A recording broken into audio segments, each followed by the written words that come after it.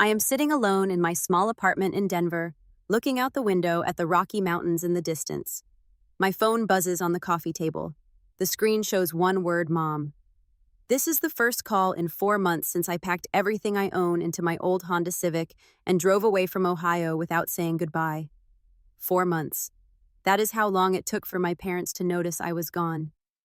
Before I tell you why they are calling now, let me share where you are watching from today. Drop a comment below, hit that like button, and subscribe if you have not already. But to understand why I left without a word, I need to take you back through 28 years of living in my brother Marcus's shadow. I was born 3 years after Marcus, and from the moment I entered this world, it felt like I was already playing catch-up in a race I could never win. My brother was everything our parents dreamed of. He excelled in school, bringing home report cards that made our mother Linda beam with pride.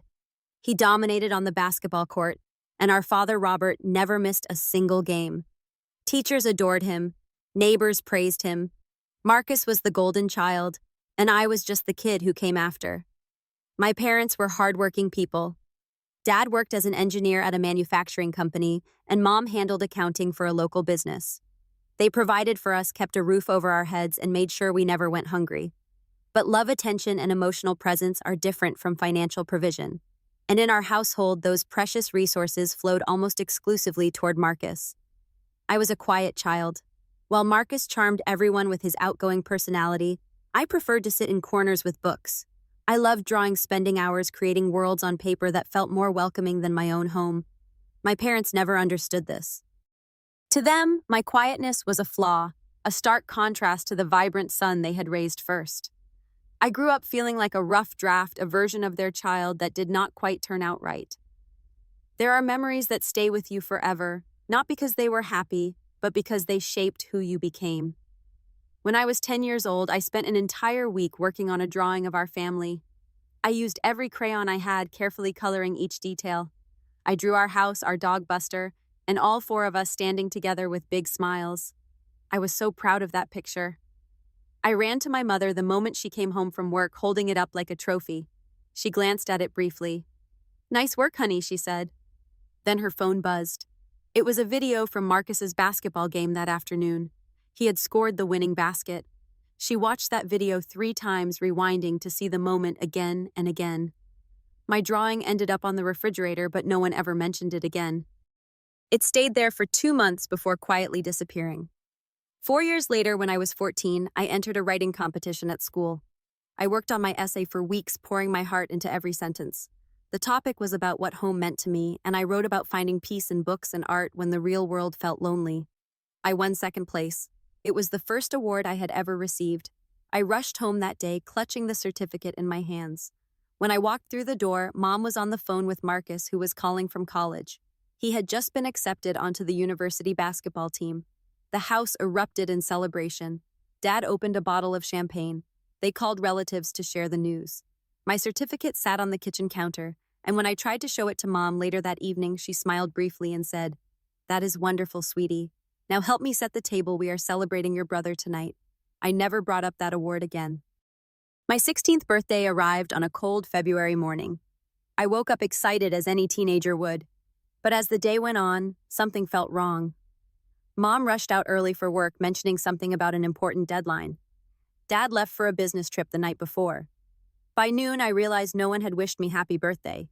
I found cake mix in the pantry and decided to bake my own birthday cake. I had never baked before, but I followed the instructions on the box carefully. The cake came out lopsided and a little burnt on the edges, but I was proud of it. I even wrote "Happy Birthday, Zella" on top with frosting. Mom came home around 7 that evening. She saw the cake on the counter and froze. Her face went pale with guilt. "Oh, honey, I am so sorry," she said. "I completely forgot. I have been so busy with Marcus's transfer paperwork. He is changing programs and the deadlines are insane." She hugged me and I told her it was okay. But it was not okay. It was never okay. I just learned to say the words people expected to hear. As the years went on, I tried everything I could think of to earn my place in my parents' eyes.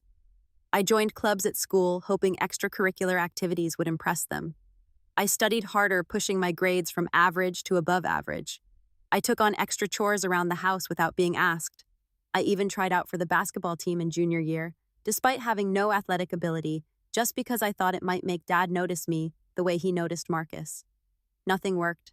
Every achievement I managed was immediately overshadowed by something Marcus did. When I made honor roll, Marcus graduated summa cum laude. When I got my first part-time job at 16, Marcus landed an internship at a prestigious firm. When I bought my first car with money I saved for 2 years, Marcus received a brand new SUV as a graduation gift from our parents. Eventually, I stopped trying to compete. I stopped sharing my accomplishments because the disappointment of being overlooked hurt more than keeping quiet. I learned to become invisible, to expect nothing, and to rely only on myself. It was a survival mechanism, a way to protect whatever was left of my self-worth. But survival and living are not the same thing. I was breathing, but I was not truly alive. After graduating from high school, I understood one thing clearly. If I wanted a future, I would have to build it myself. No one was going to hand me anything. While Marcus had our parents helping him with college applications, campus visits, and financial planning, I sat alone in my room researching scholarships and filling out forms by myself. I applied to 6 universities and got accepted into 3. I chose the state school that offered me the best financial aid package. I studied graphic design because art was the only thing that ever made me feel whole.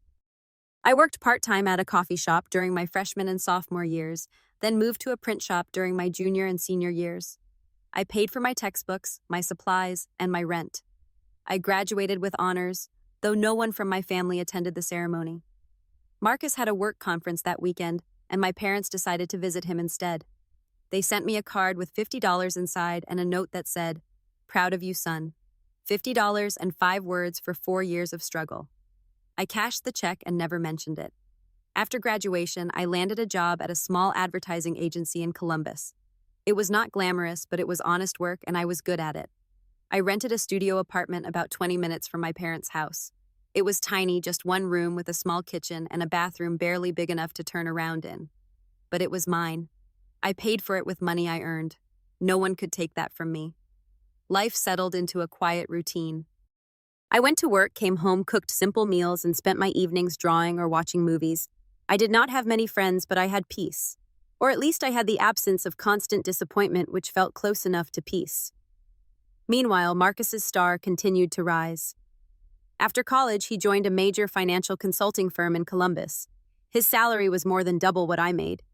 He bought a condo downtown, drove a luxury car, and dated a string of beautiful women. Our parents orbited around him like planets around the sun. Every Sunday, they had dinner together at Marcus's place or at our childhood home. I was rarely invited, and when I was, it felt like an afterthought. One Sunday, I decided to visit my parents unannounced. I had spent the previous day baking a pie from scratch, a recipe I found online. It was apple crumble and it turned out perfectly. I thought maybe, just maybe, showing up with something homemade would spark a different kind of connection. I arrived around 4 in the afternoon. Mom opened the door and looked surprised to see me. "Zella," she said, "we were not expecting you. Come in, come in." The house smelled like roast chicken. Dad was in the living room watching a football game, and Marcus was there too, lounging on the couch like he owned the place. I held up the pie. "I made this for everyone," I said. Mom took it and set it on the kitchen counter without looking at it. "That is sweet, honey. Sit down. We were just talking about Marcus's big news." For the next hour, I sat in that living room and listened to my family discuss Marcus's impending promotion. He was being considered for a senior position, one that would come with a corner office and a significant raise. Dad clapped him on the back repeatedly. Mom kept refilling his drink. They asked him about his new girlfriend, about his plans to buy a house, about his upcoming vacation to the Bahamas. At one point, I tried to join the conversation. I mentioned a project I had just finished at work, a complete rebranding campaign for a local restaurant that had received great feedback. I got about 2 sentences in before Dad interrupted. "That is nice, son. Hey, Marcus, tell us more about that client you landed last week." I stopped talking. No one noticed. When it was time to leave, I realized my pie was still sitting untouched on the kitchen counter. Mom had not even sliced it. I picked it up and took it home with me. I ate the whole thing over the next 3 days alone in my apartment. The breaking point came 3 weeks before my 28th birthday. Our mother was turning 60, and Marcus decided to throw her a surprise party at an upscale restaurant downtown. He had been planning it for over a month, coordinating with Dad, with aunts and uncles, with family friends I had not seen in years. I found out about the party 2 days before it happened. Marcus sent me a text message: Mom's surprise party, Saturday at 7. Giovanni's restaurant. Be there. That was it. No prior consultation, no invitation to help plan, just a command to show up. I went to the party because despite everything, I still loved my mother. The restaurant was beautiful, decorated with flowers and balloons. About 40 people filled the private dining room. When Mom walked in and saw everyone, she burst into tears of joy. Marcus stood beside her, accepting congratulations as if he had single-handedly invented motherhood. Dinner was served. Speeches began. Aunt Dorothy talked about what a wonderful mother Linda was. Uncle Frank made everyone laugh with stories from her childhood. Then Marcus stood up. He spoke for nearly 15 minutes about how Mom had shaped him into the man he was today. He talked about her sacrifices, her love, her unwavering support. People wiped tears from their eyes. It was beautiful and sincere. When he finished, I stood up. I had prepared a few words, nothing long, just a brief tribute to my mother from her other son. But before I could open my mouth, Marcus put his hand on my shoulder. Hold on, little brother. I forgot to mention one more thing. He launched into another 5 minutes of stories. By the time he finished, the waiters were bringing out the cake. My moment had passed. No one asked me to speak. No one even noticed I had tried. Later, we gathered for a family photo. I stood at the edge of the group next to a distant cousin I barely knew. When the photos were posted online the next day, I saw that I had been partially cut out of the frame. Half my face was visible. The other half had been cropped away. I stared at that photo for a long time. It felt like the perfect metaphor for my entire life. 2 weeks after the birthday party, I walked into work on a Tuesday morning and was called into the conference room. 3 other employees were already there, and our manager looked uncomfortable. The company was downsizing. Budget cuts, restructuring, corporate speak for you, no longer have a job. I cleaned out my desk in a daze. 12 coworkers avoided eye contact as I carried my box of belongings through the office. Only one person, a woman named Janet from accounting, stopped to say she was sorry. I drove home and sat in my dark apartment for hours.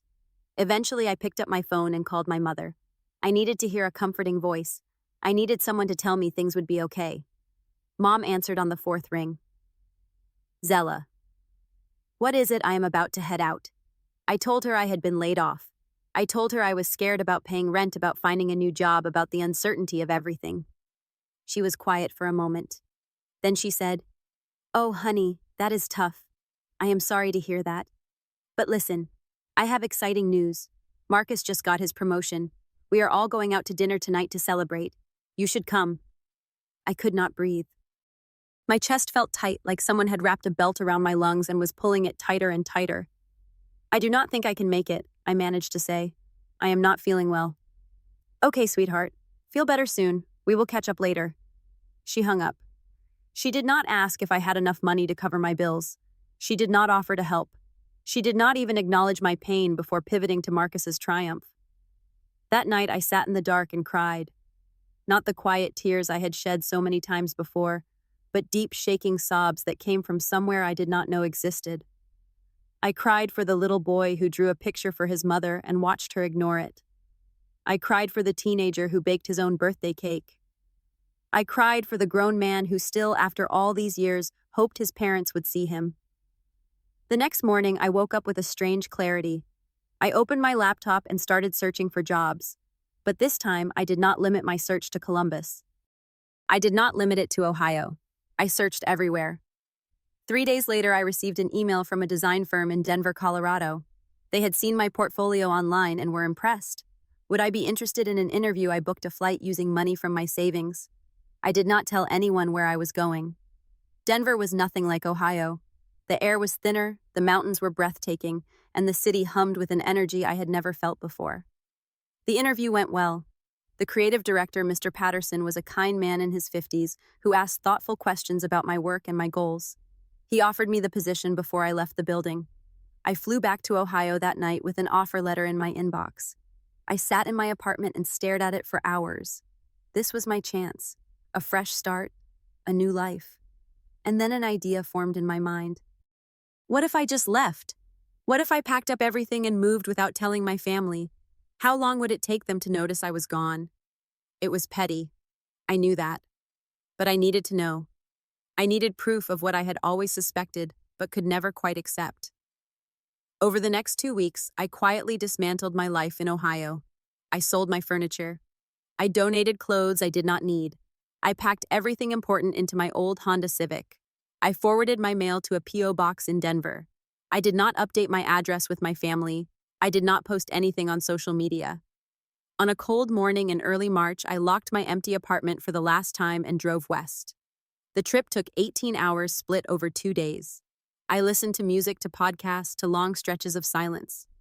As the flat farmland of the Midwest gave way to the rising foothills of Colorado, I felt something I had not felt in years: hope.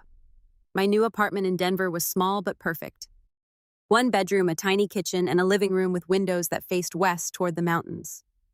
I spent my first evening sitting on the floor eating takeout Chinese food and watching the sun set behind the Rockies. It was the most peaceful I had felt in my entire life. Work started the following Monday. My colleagues were welcoming and creative. Derek, a designer around my age with a quick wit and an easy laugh, took me under his wing. He showed me the best coffee shops, the hiking trails worth exploring, the neighborhoods where real Denver residents lived. Within a month, he had become the closest thing to a best friend I had ever had. Then there was Mrs. Gloria, my 72-year-old neighbor. She was a widow who lived alone in the apartment next to mine. The first week I moved in, she knocked on my door with a plate of homemade cookies. "You looked like you could use some sweetness," she said with a wink. Mrs. Gloria started checking on me regularly. She asked about my day, my work, my life. She remembered details I mentioned in passing and brought them up later.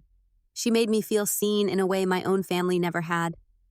I started having dinner with her every Thursday night. She cooked, I brought dessert, and we talked for hours about everything and nothing. For the first time in 28 years, I understood what it felt like to belong somewhere. 4 months passed. I did not contact my family, and they did not contact me. I checked their social media occasionally, watching from a distance as they continued their lives without me. Mom posted photos from a weekend trip with Marcus. Dad shared an article about Marcus's company. They commented hearts and praise on Marcus's updates. Not once did anyone mention me. Not once did anyone ask where I was. It should have hurt, and part of it did. But mostly it confirmed what I had always known. I was not a priority. I was barely a footnote. Then, on a quiet Tuesday afternoon, my phone rang. The screen showed one word: Mom. I let it ring 4 times before answering. Zella. Her voice sounded confused. "I have been trying to reach you for days. Are you okay?" "I am fine, Mom. What is going on?" "Well, I stopped by your apartment yesterday to drop off some old photos I found. But there was a stranger living there. She said she moved in 3 months ago." "Where are you?" I took a deep breath. "I moved to Colorado, Mom. 4 months ago." Silence. 4 months. "Why did you not tell us?" "I did not tell anyone. I wanted to see how long it would take for someone to notice I was gone." More silence. 4 months. "Mom, that is how long." She started talking quickly, the way people do when they are caught and scrambling for excuses. "We have been so busy. Marcus had his promotion, and then your father had that health scare, and I just assumed you were busy with work. You know how it is." "I know exactly how it is," I said quietly. That is the problem. A few days later, Dad called. His tone was different from Mom's. He sounded annoyed. "Your mother is very upset," he said.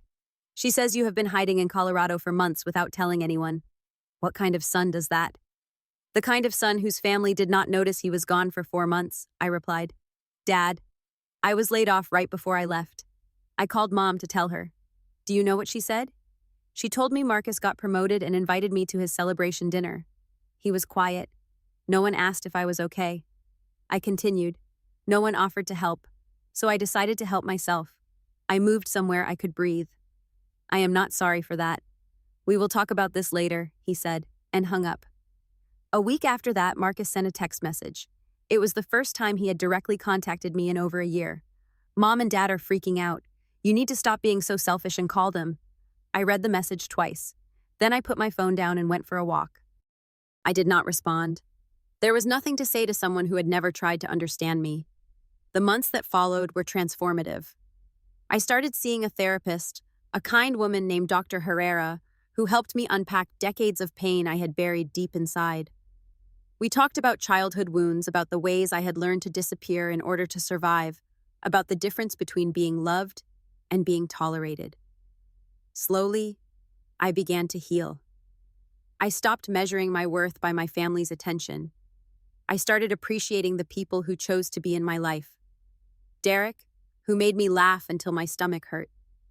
Mrs. Gloria, who treated me like the grandson she never had.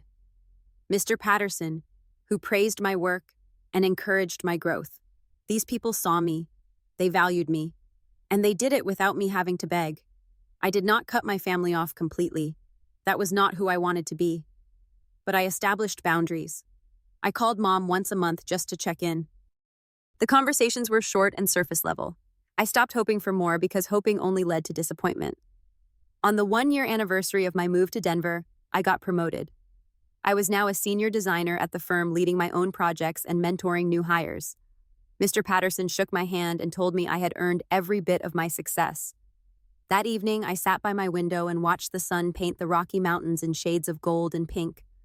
I thought about the journey that brought me here, the years of invisibility, the birthday cake I baked for myself, the photo where half my face was cut away, the 4 months of silence that proved what I had always feared. But I also thought about what I had found: a career I loved, friends who cared, a home that felt like mine. I learned something important during that year. You cannot force people to love you the way you need to be loved. You cannot make someone see you if they have decided to look the other way. But you can choose where you stand. You can choose to walk away from places where you are invisible and toward places where you are seen. Family is not just the people who share your blood. Family is the people who show up, the people who remember, the people who make space for you at the table without being asked. I found my family in Denver, and for the first time in my life, I feel like I am exactly where I belong. So let me ask you this. Have you ever felt invisible to the people who were supposed to love you the most? Have you ever had to walk away to find your worth? I would love to hear your story in the comments below. If this story touched you, please give it a like. It helps more people find these videos. Subscribe to the channel if you have not already, and share this with someone who might need to hear it today. Thank you for watching. Thank you for listening. And wherever you are, I hope you find your people. I hope you find your place. You deserve to be seen.